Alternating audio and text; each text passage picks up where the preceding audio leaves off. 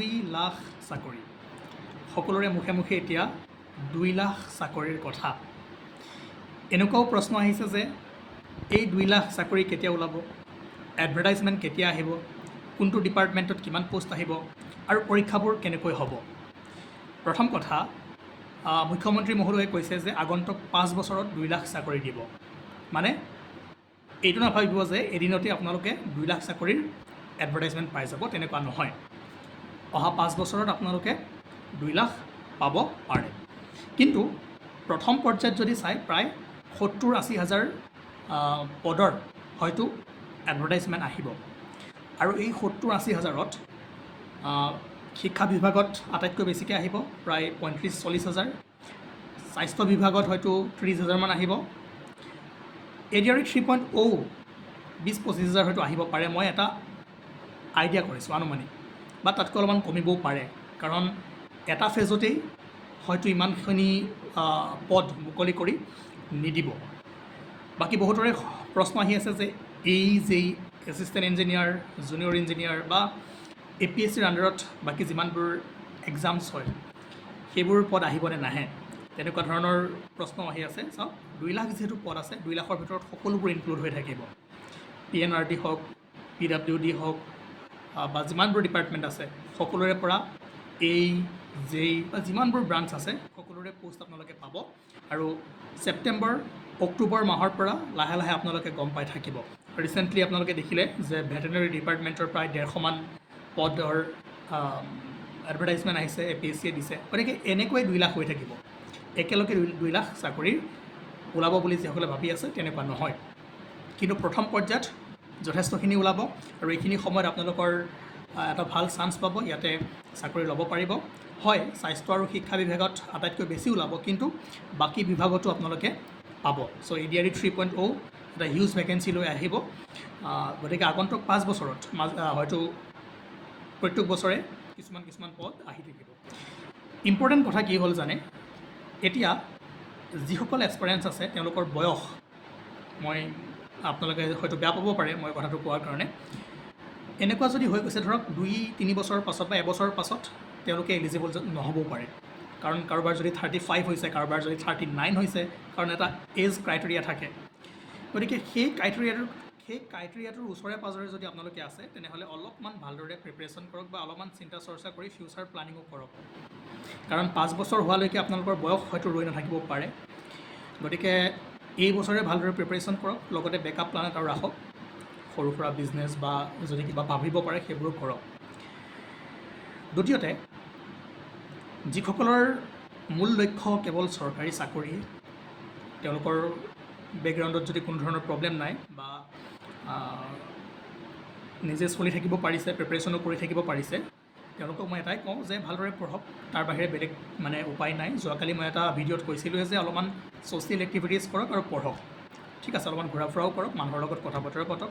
নিজৰ যিবোৰ ভাল লগা কাম আছে সেইবোৰো কৰক আৰু পঢ়ি যাওক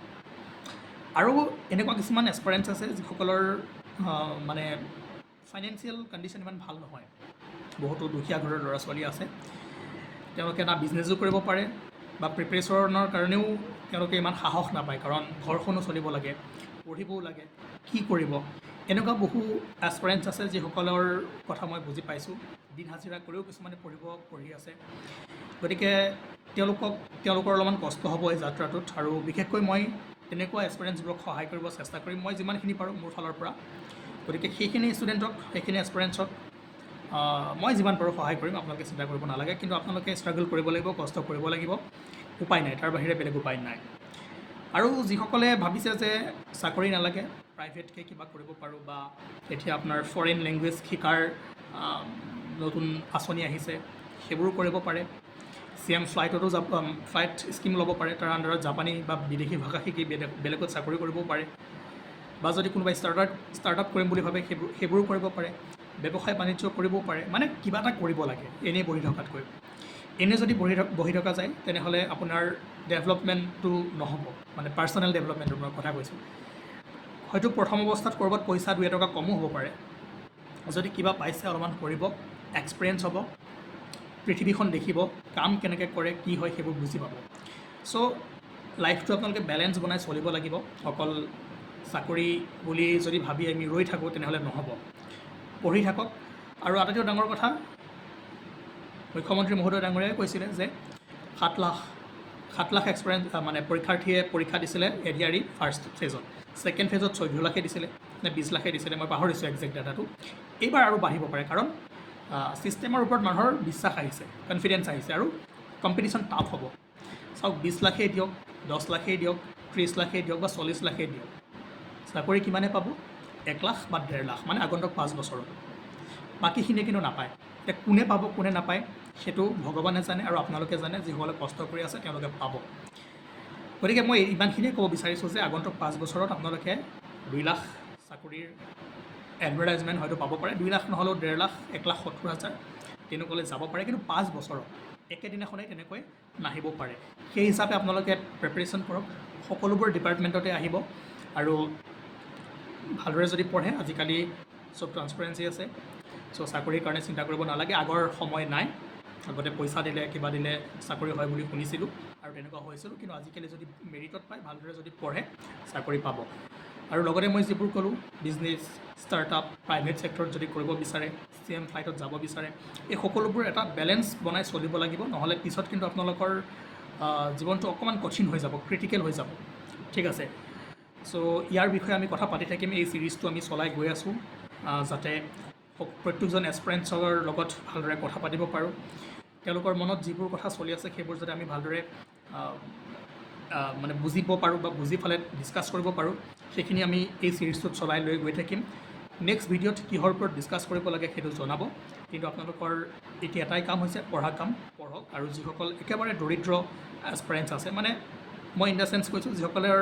অলপমান অসুবিধা হয় পঢ়িবৰ কাৰণে, কাৰণ দিন হাজিৰা কৰিব লগা হয় বা ঘৰত তেনেকুৱা সুবিধা নাই, তেনেকুৱা মানে যিমান এক্সপিৰিয়েঞ্চ আছে তেওঁলোকক মই মোৰ ফালৰ পৰা যিমান পাৰোঁ সিমানখিনি সহায় কৰিবলৈ চেষ্টা কৰিম। ঠিক আছে, থেংক ইউ।